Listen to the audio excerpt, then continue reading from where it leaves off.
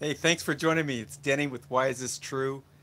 And it's Sunday, October 7th, and it's a warm and breezy day on the West Coast with clear skies.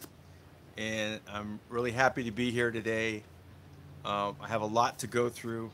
I did put some notes, and I think these notes are going to end up on the on the website whyisthistrue.com, and there's a section there or you can I think it's blogs or something like that. There's pages on there where you can see my notes for the live stream today. And today's I have a lot to go through. I'm going to try to get it done in less than half an hour, but if I go over, my apologies. um, some of you are going to be joining us on the webinars today with Get Wisdom, and we are going to revisit an issue that subject that we got to in one of our previous webinars about companion animals. And apparently, Carl, for that webinar, for the public webinar, and for the supporters webinar, we did on the same subject. He had 2 pages of notes, or he had 6 pages of notes, and he was only able to get through 2 of them. So we have a lot more material to go through on that. So, and I have, last night I'm like, oh, what am I going to talk about? And I knew there was a lot to talk about with the new version of the Lightwork Healing Protocol, and I was going to talk about that. But to be honest, I'm still kind of digesting a lot of that because the changes are so profound and so far-reaching, and it's still the same protocol, but it's much more powerful, has much more depth, has much more reach. It has many more implications for how it could be used, and I guess just its power over the short term, and so and it has to generate some questions, and we're going to get to that, and that's part of what we're talking about today. What I'm going to talk about today uh, a new aspect of the Lightwork Earthing Protocol that was unclear, and Carl, the guy's a rock star. I don't mean to be putting him on a pedestal, but I called him this morning and he did a channeling, and he asked this question that I'm going to share with you today, turned it into a transcript and sent it back to me. Like within 45 minutes he did this. And he just got back from Florida. Um, so anyway, he's a marathon runner, doesn't sleep, whatever. I don't know, but this is pretty cool to be able to ask a question like that and then get a channeling done and then a transcript done and then everything, you know, delivered back to me so I could share it with you guys on the live stream today. So thank you, Carl. Um, and it's pretty cool. Okay, so the title of today's live stream is was Lysander correct?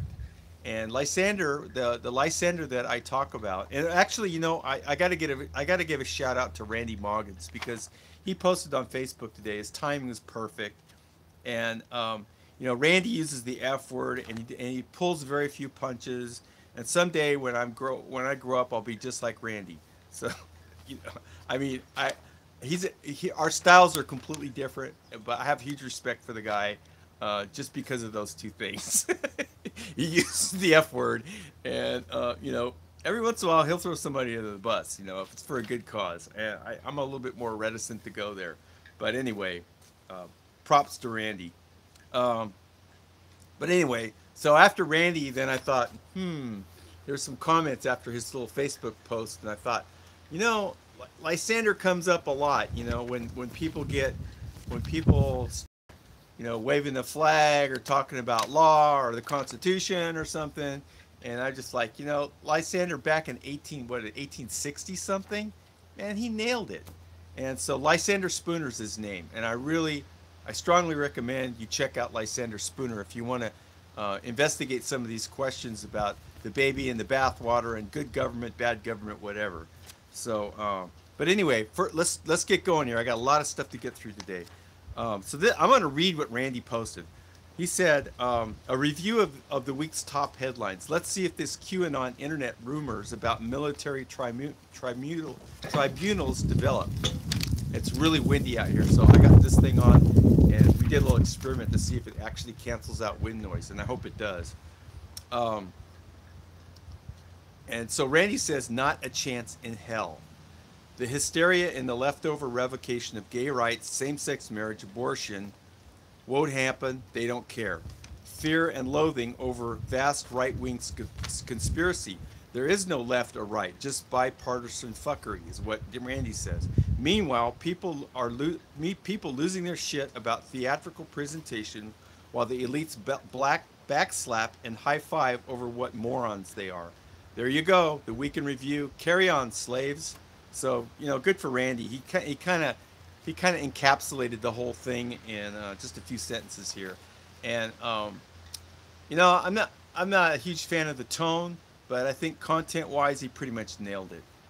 This is theater, and even at its so-called deeper levels, with the conspiracy theories and the truther movement and the disclosure folks, whether it's the Stephen Greer faction or the Corey Good faction or the Gaia faction, it's all part of a program that pretty much serves programming that was installed in us thousands of years ago, which I call the savior programming. It's this looking out there and going, oh, the government's going to tell us about free energy someday, or the NSA is actually going to tell us about, they're going to dump all their documents and talk about the secret space program, and then we're going to know, and then we're going to be this. No.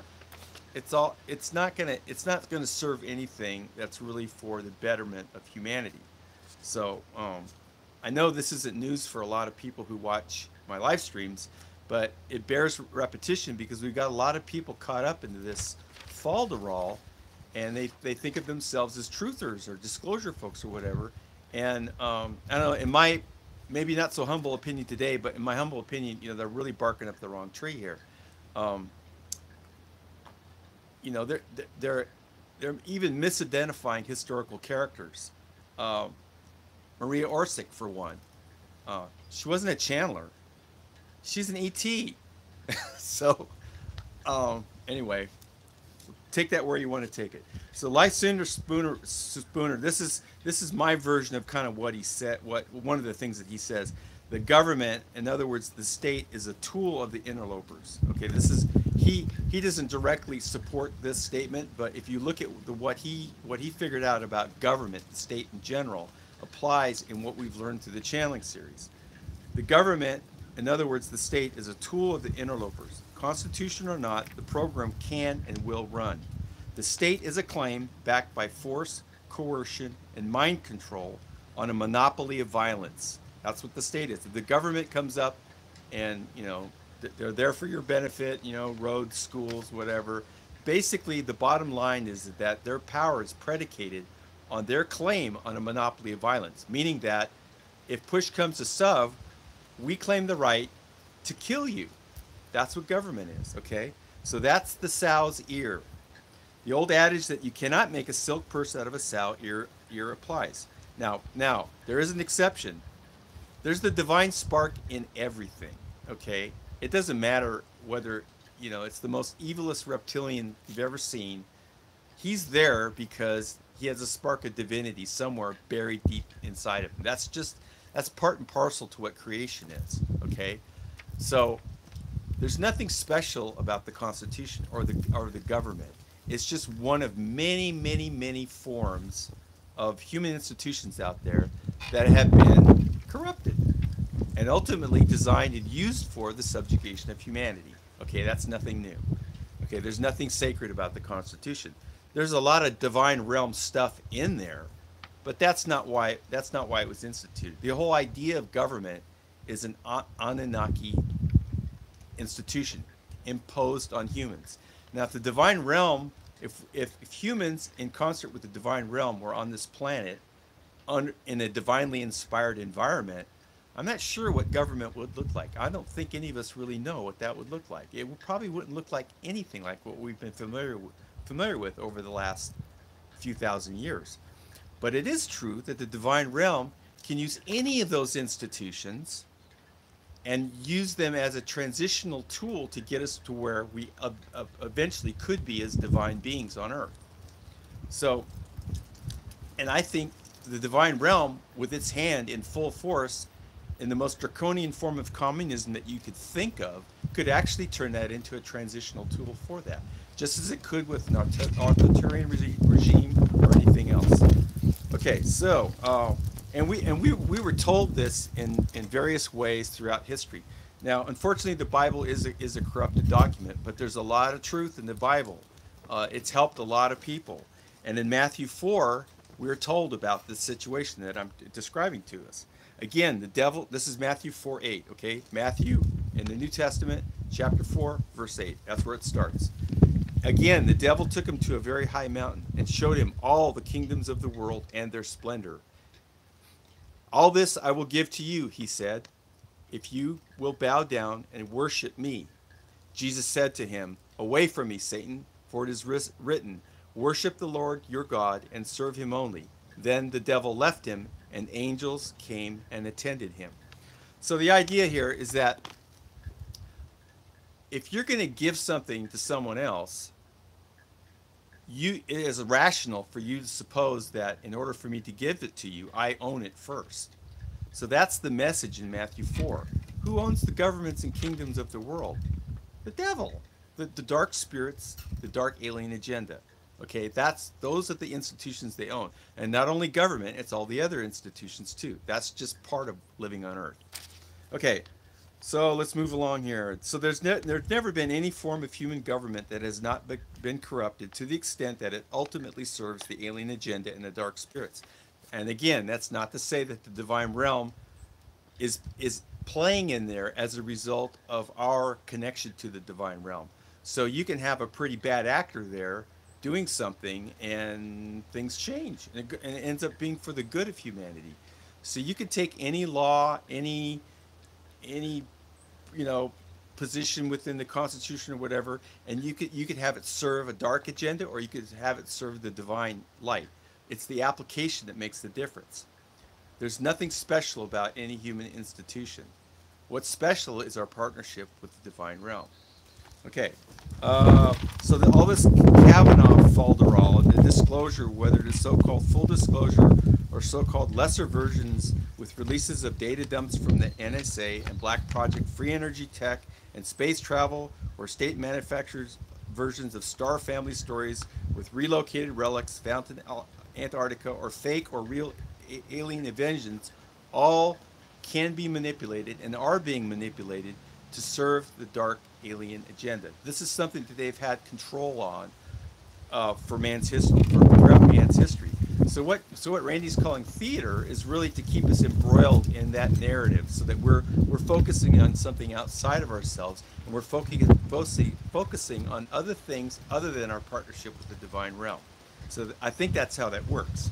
So it doesn't matter. The program can run on the population either way. That does not exclude any segments, irrespective of disclosure camps, truth or factions, or political leanings. And so someone commented on Facebook today, and I said, well, I'll follow up on that. I hope to explain it. So it doesn't really matter, if Kavanaugh is on the Supreme Court and he does this and he does that, and they have military tribunals, and they arrest the ghost of John McCain, and Bush comes out in a wheelchair and they take him off to Guantanamo or whatever. It's just more of the same. It's theater. It's to keep us embroiled in this idea that there's a savior outside of ourselves, and not connected to our partnership with the divine realm. Those are the stories, and they have 100 of them, and it doesn't really matter which is the next event within the federal government or the world stage or whatever. That's their stage. It's their stage for the purpose of capturing your consciousness. That's the prize, is your consciousness, and that's what they're going after. Okay, so you remember Henry Kissinger, right? I guess the guy's still alive, believe it or not. Anyway, he probably told humans the truth. He said this during the LA riots. Today, America would be outraged if UN troops entered Los Angeles to restore order. Tomorrow, they will be grateful. This is especially true if they were told that there was an outside threat from beyond. Whether real or promulgated, that threatened our very existence. It is then that all people of the world will plead to deliver them from this evil. The one thing every man fears is the unknown. When presented with this scenario, individual rights will be willingly relinquished for the guarantee of their well-being, granted to them by the world government. So this is Henry Kissinger speaking at the 1991 Bilderberger Conference held in Evian, France in 1991, like I said. So it doesn't matter if the source of this evil is believed to be the cabal or an alien force. The narrative is controlled either way. They, meaning the Anunnaki, the Arcturians, and the reptilians, I'm reading my notes, have many avenues or timelines to pursue to arrive at the desired outcome. The desired outcome is the complete subjugation of humans on this planet in preparation for human annihilation. So that's kind of like, an encapsulation of at least the way I see this now. And so, a lot of hopes are hung on events outside of ourselves, devoid of that divine connection and the healing that's needed. So, if what I'm saying is true, then the next logical question is, well, what do I do about it? Well, what you do is become a healer, or like what we like to say, a requester. And that has to do with developing your partnership with the divine realm. And of course, y'all know I'm a big fan of the Lightworker Healing Protocol. That is my particular personal answer to this, besides the other stuff that I do, like the interviews and these live streams and whatnot. Okay, so enough of that. We beat government up sufficiently here. So I'm checking out some other things here. I'm kind of in the middle of it, and I'm just going to share that with you in case you guys want to do. If you guys want to do some research along with me, if any of this stuff interests you, there's a fellow by the name of Bernard Gunther, and his website is veilofreality.com. So it's all one word, lowercase, veilofreality.com. And he had some very insightful stuff in there about consciousness, ET contact, a lot of other stuff. I'm following him now on Facebook. I just found his website this morning. I'm starting to poke around in there, and I always get excited, and a lot of us, people that have been following the channeling series, get excited when we see something that's kind of in alignment with what we've learned so far. It's not really needed, but it's kind of nice to see that that the club might be a little bit bigger than we think it is. So anyway, that's Bernard Gunther at veilofreality.com. And then another person that I'm checking out is a woman by the name of Ellen P. Lochter, PhD, and she has a website called truthbeknown2000.tripod.com. Remember the old tripod websites? So she's got one of those.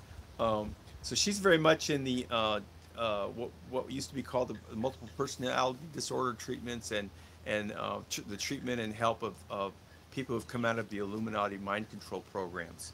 And then there's another fellow that I'm researching a little bit, not too much on him on the internet for what is probably obvious reasons now, but his name is Steve Ogilvy. A little bit more about him later. No website for that fellow, but you can find some references to them if you do a search. And then there's another website that I'm looking at now for my own education around my interest in the MAP and targeted individuals and people who survived or in the process of surviving mind control programs. And that's deprogramwiki.com.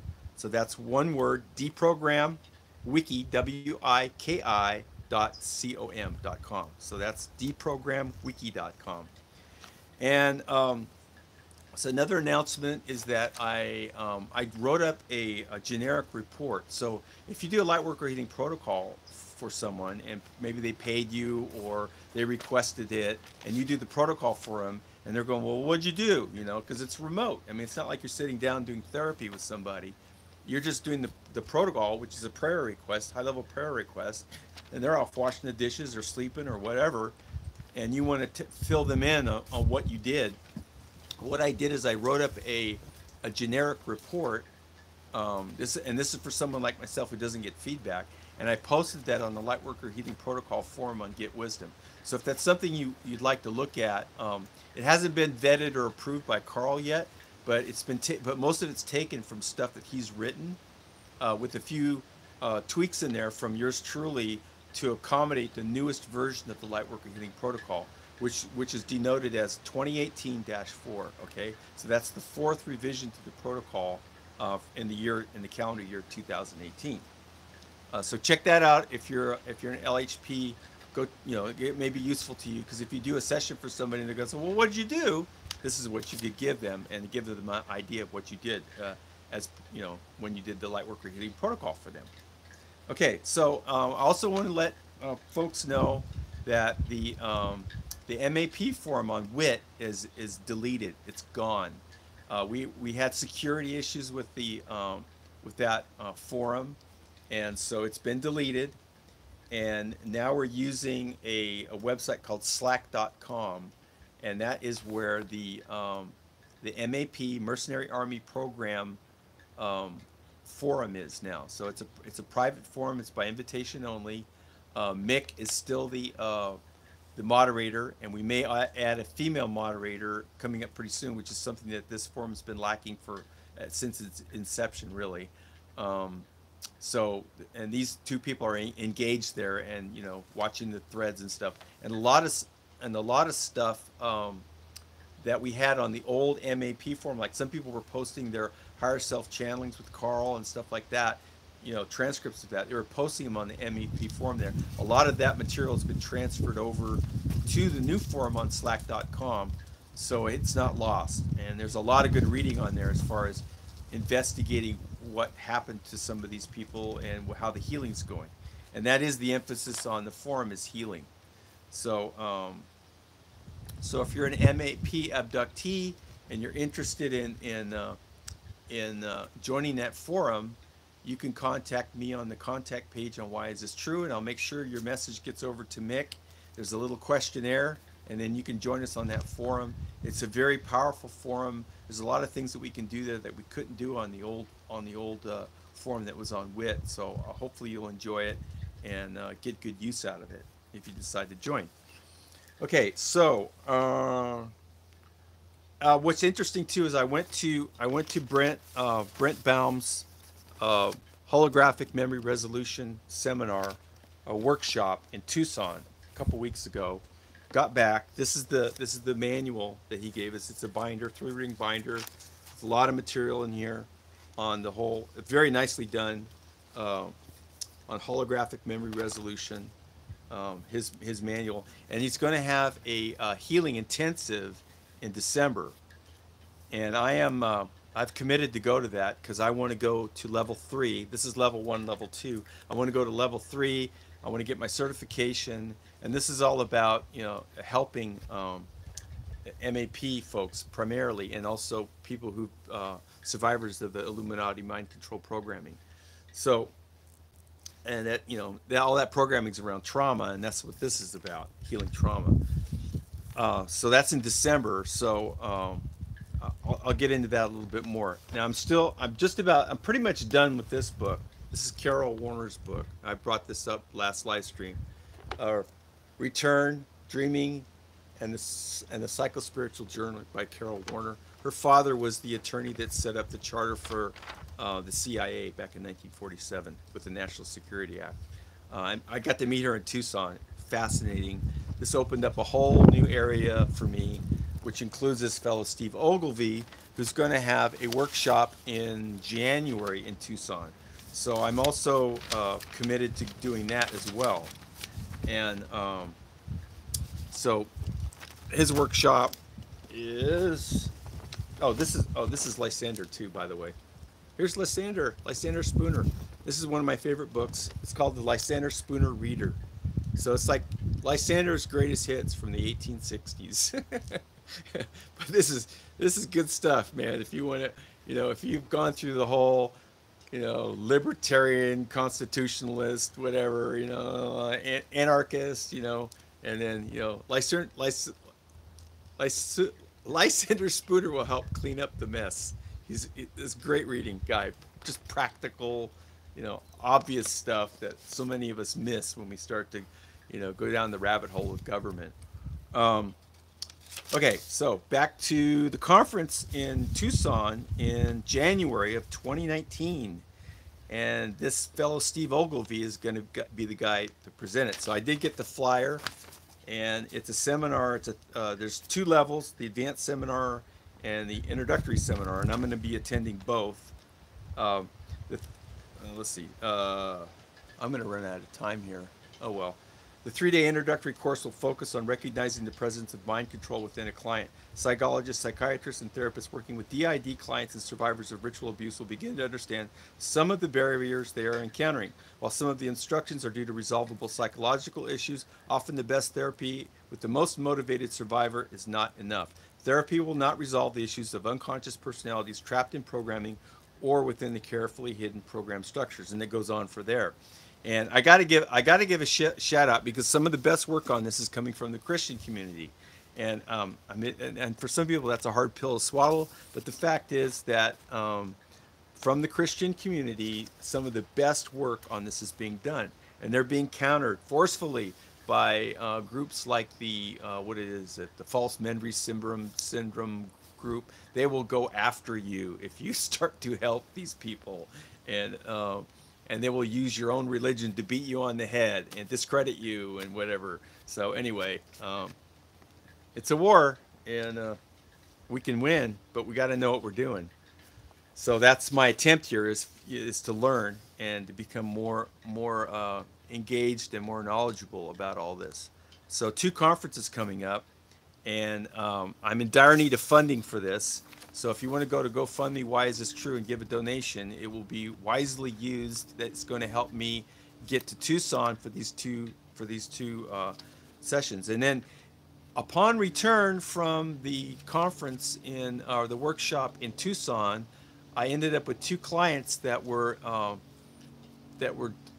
definitely more challenging than anything that I've encountered so far. One is an MAP abductee, and the other one was a targeted individual. And it was about a week-long process, and we have happy stories. We have happy endings for this. And I give credit to the Lightworker Healing Protocol, and also of course, to the Divine Realm and Source Creator for the happy endings on this stuff. And the happy endings occurred within the last 2 or 3 days for both of these individuals.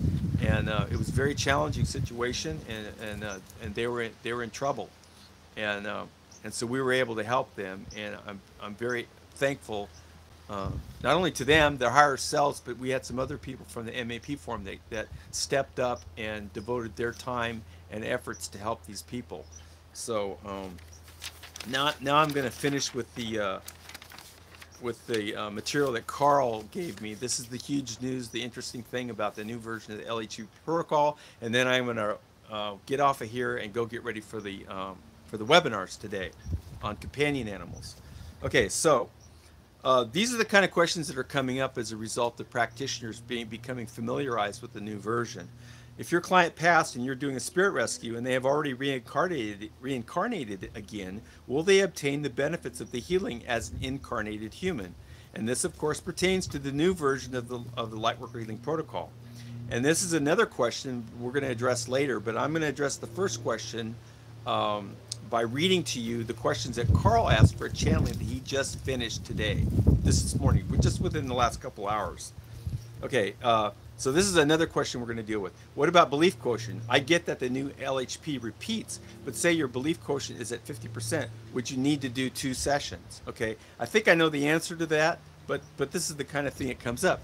Now, Carl and I thought that we knew the answer to the first question, but Carl's thorough. He went and turned that one question into 2 questions, went and did a channeling, provided a transcript, sent it back to me for this live stream. Okay, so here we go. I'm going to be reading. Hot off the presses. When we do spirit rescues for human spirits, when they choose to incarnate again, will the protocol healing be implemented for them in perpetuity, just as for clients in the physical who receive a Lightworker Healing Protocol session? Answer. Indeed, the protocol request is applied to all clients to have repeated healing done in perpetuity. I can't say that word, sorry. In effect, your session includes many clients of all kinds: people, dark spirits, extraterrestrials, extraterrestrial spirits, and animals. So there's consideration by Divine Realm to have the broadest possible interpretation here in order to spread the love. This is the beauty of making sweeping, open-ended requests, as they can provide a wonderful launching pad for tremendous healing outreach, as long as the healing outreach has within it enough details as to what it must consist of to provide the appropriate benefits. Having a broad coverage makes the very most of the effort in asking. So there is no limit on the size of the target and its components. The limit is only in the requester and their energetic reach. So it matters not whether you do work for a person in the physical or a person in spirit form, trapped in the lower astral plane. The same request applies, that all will receive healing, and this will be done in perpetuity, whether they are back in a new incarnation. So that's tremendously good news. That makes this even more powerful than we had originally assumed. Okay, second question derived from the original one that I read earlier. Okay, here's the question. If your client is passed and we are doing a spirit rescue and they have already reincarnated again, will they obtain the benefits of the healing as an incarnated human? This, of course, pertains to the new light version of the Lightworker Healing Protocol. This is not a loophole or a gap in coverage. If it happens one is doing a spirit rescue for a departed loved one that is unneeded because the person has not only returned to the light, but is reincarnated, the healing outreach is not wasted. It will indeed be applied to the new incarnated being and will be ongoing from there. This is with the new protocol to provide healing work on a repeated basis to be done in perpetuity. So this means exactly what it says, that each and every being will be covered, whether they are in the earth plane, no matter what form they may be experiencing, whether a physical incarnation or having passed into spirit form, but having trouble with their transition. If the request is made for someone who has already reached the light, the healing request is on file within the divine realm. And so when they reincarnate, the healing will start immediately and continue throughout their physical life, and will also assist with the transition when that time comes, as it inevitably will. This is the divine healing insurance policy that continues in a never-ending fashion. Okay, so we're up at 32 minutes now. So I want to thank everybody. My donations have really dried up on the GoFundMe. I think it's been about 12 days or so. I had a little flurry in the middle of last month, and I want to thank those people, Deborah, Gifford, a lot of folks, Michael, a lot of people stepped up and helped me out. But of course now there's a new need with me committing to doing these workshops in Tucson again, one in December and another in January. So I'm squeezing all my pennies in, and I might, like I said last time, I might end up selling that truck. I might end up selling the donkeys. I've kind of started on the donkey thing already as a source of funding for this. But if you can help me out and throw some coin my way on whyisthistrue.com. GoFundMe /whyisthistrue, the GoFundMe campaign, and help me fund this. I sure would appreciate it. And I know things are tight, so if you can't send money, send a prayer. That would be very much appreciated. And I really do appreciate the support. It's been incredible. It's enabled me to do this full time for a long time now, and I really appreciate it. And also, if you want to hire me to do the Lightworker Healing Protocol for yourself, for your friends, family, loved ones, for people who've passed, I'd love to do it. I do it every day, irrespective of whether I'm paid or not. So again, it's gofundme.com /whyisthistrue with dashes between each word. Why-is-this-true. And thank you so much for joining me today. I really appreciate all you guys. I love you so much. And hopefully you can join us on the webinars today, Companion Animals. Bye.